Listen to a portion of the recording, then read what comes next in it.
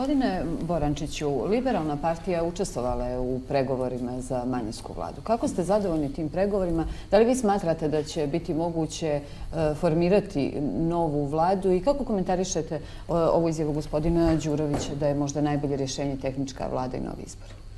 Mi nemamo drugu opciju osim formiranja ove vlade. Dakle, Crna Gora se našla u jednoj veoma teškoj situaciji.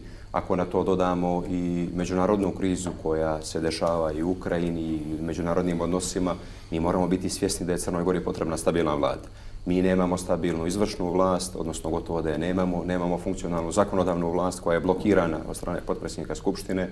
Nemamo izabrane najviše sudske i tužilačke organe itd. itd. Dakle, Crna Gora u takvom stanju ne može da ide na izbori. Nama, dakle, ova vlada je prijeko potrebna kako bi upravo odblokirali te reformske procese, evropske integracije, izborno zakonodavstvo i tako dalje, kako bi mogli upravo da idemo na te izbore koji će konačno dati neku realniju sliku svega ovoga.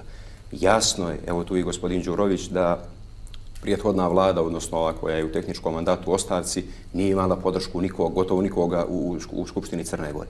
Dakle, ona je morala da padne. Mi sad tražimo neko neoptimalnije rješenje koje je svakako prelazno, koje će biti oročeno, to je čula javnost Crne Gore na godinu dana. Dakle, mi tražimo zapravo samo najmanju saglasnost volja svih političkih aktera da se odblokiraju procesi u Crnoj Gori.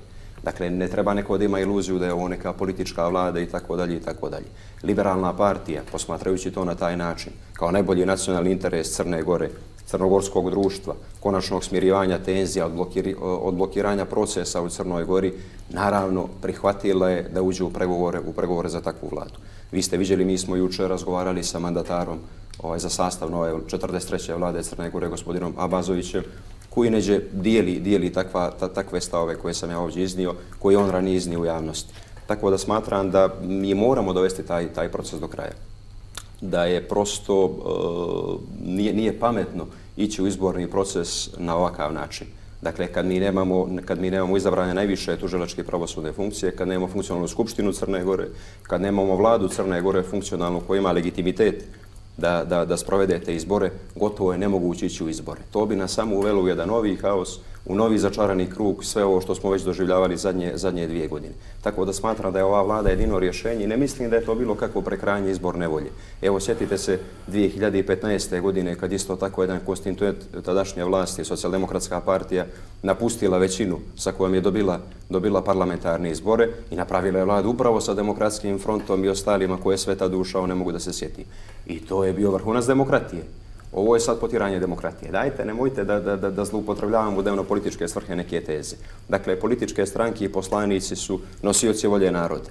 Ako su ti poslanici odlučili da je u jednom trenutku prosto korespondira sa onim što su obećali građanima nešto drugo, a ja sam ubijeđen da ova vlada prethodna, odnosno u ovoj ostavci, ne korespondira sa onim što su određeni subjekti obećali građanima, pa ni Demokratski front, ni URA, oni imaju obavezu da je sruše. Što su i uradili?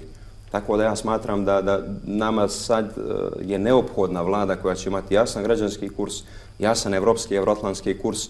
Sve drugo bi, ponavljam, naročito u ovakvoj međunarodnoj političkoj situaciji, usred krize u Ukrajini, rata i tako dalje, bilo veoma opasno za Crnu Goru.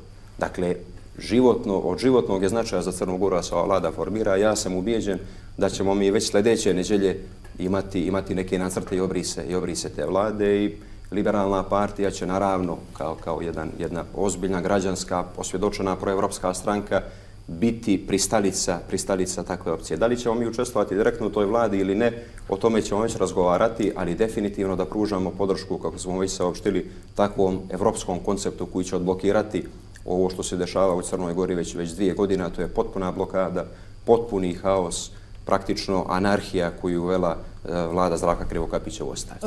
Često se pominjalo upravo prethodna vlada da je to bio spoj nespojivog. I sada imamo situacije partije koji podržavaju manjinsku vladu. Vidimo da često dolazi do uslovljavanja za učešće i podršku raznim stvarima. Imamo uslovljavanja Srebrenicom, temeljnim ugovorom sa Srpskom pravoslavnom crkvom. Šta stoji iza svega toga? Da li mislite da upravo vidimo DPS sve više i više kako idu pregovori, uslovljava nekim stvarima, imamo sve oštriju retoriku? Čujte, to je realnost politike, ali ono za što se mi zalažemo da u ovom trenutku zaista treba da prevaziđemo te stvari. Nakon parlamentarnih izbora koji će se održati, da li sljedeće godine ili za 2 godine, nije važno, onda mi možemo da se dogovaramo i da uslovljava kogod što misli i hoće. U ovom trenutku je državnički neodgovorno uslovljavati bilo što. Dakle, nama je potrebna ova vlada kako bi, kako sam im prije kazao, odblokirali proces i vratili se normalnom životu. I evo, podsjetila me gospođa Hatidža na jednu dobru stvar. Ja mislim da je korisno čak ovdje ovo što ste govorili SMP da bude dio procesa i to što je gospodin Abazović mandatar i tako dalje i tako dalje. Ne bi li konačno odblokirali neke procese možda u našoj glavi? Da konačno prevaziđemo možda tu ostrašćenost i političku i partijsku i nacionalnu koja u jednom trenutku čini mi se i prerasta onako u neki šovinizam, što u Crnoj Gori zaista nije svojstveno i nije poznato. Imamo odgovornost, svi koji se bavimo politikom ili javnim poslom, neko više, neko manje, da zaustavimo takve stvari. Da prvo krenemo od sebe, da ovom porukom koju ovdje šaljemo i svojim ukupnim djelovanjem, dakle, pošaljemo poruku da je to neprihvatljivo. I mislim da je vrlo korisno da se upravo kroz ovu vladu pokaže da može sarađivati ona i s jedne i s druge strane. Ja vjerujem da tu nema strana i da konačno napravimo jedan ideološki diskurs. Dakle, ne znam što bi trebalo, a znači i prosrpska ili procrnogorska partija. Dakle, da pokušamo da prevaziđemo taj diskurs u ovom periodu i da napravimo jedan građanski koncept oko kojega će se okupiti svi. Pa će tu biti i SMP, možda sutra i neko drugi, i neke albanske partije i građanske stranke poput naše partije i tako dalje i tako dalje. Tako da pokušamo da pošaljemo poruku da se može zajedno. Dakle, nije to prvi put da se pokušava u Crnoj Gori, ali mislim da je u ovom trenutku to dobra poruka. I da tu upravo gledajući takav interes treba prevazići, znam da ima i takvih uslovljavanja i gledanje partijskog interesa, ali kogod to radi neodgovoran je i prema državi Crnoj Gori i prema građanima Crne Gore zbog toga. Upravo zbog kompletne situacije o kojoj sam govorio, a opet ponavljam, mislim da je korisno i dobro da prevaziđemo takve narative i da izađemo iz jednog začaranog kruga u koji nas je ova prethodna vlada uvukla, permanentnog sukoba, mržnje, klerikalizma, nametanja nekih tema koje zaista nisu suštinske, permanentne priče o vjerskim zajednicama, o nacionalnim simbolima i tome slično. Stalno su spočitavali da je naša vlast u prethodnom periodu govorila o tome, a što su oni napravili prethodnih godinu dana. Dakle, ja bi to nazvao mentalnom poharom društva, pošto oni govore stalno o pohari.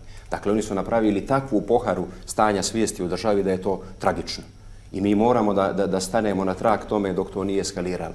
Zato što su napravili takve tenzije u društvu da sam ja ubijeđen i mi pristajemo da se ova vlada što prije, što hitnije formira i najvjerovatnije da može imati našu podršku zavisno od onoga što će biti rješenje koja će se ponuditi, upravo ne bi li prevazišli takve stvari i izašli iz jedne takve paradigme koja rekao bih, opterećuje sve građane. Mislili smo da 2016. 17. kad smo bili na vrhuncu neke političke partijske krize, da je politika zauzela sve pore života. Međutim, zadnje godinu dana uvjerili smo se da uvijek može gore i da može dublje. Pa mislim da je vrijeme da zaustavimo taj ponor i da se konačno vratimo i dogovorimo svi zajedno oko nekih temeljnih interesa ovih građana Crne Gore i države Crne Gore. Gospodinih dana, da li vi mislite da nova vlada može da bude bez DPS-a ili će nekako biti marionet? Ono će definitivno biti bez DPS. Dakle, tu nema dileme. Dakle, zna se ko će sastaviti tu vladu. Pretenciozne su ocjene da će DPS kontrolisati tu vladu. Jesmo li onda trebali, govorimo da je prethodnu vladu kontrolisao Demokratski front? Nije. Čak su svi poslanici Demokratskog fronta žalili na to da ne mogu da kontrolišu tu vladu, zato je ona i smijenjena. Zašto onda neko ima iluziju da će DPS kontrolisati? Dakle, koristimo tu riječ kontrolisati ovu vladu.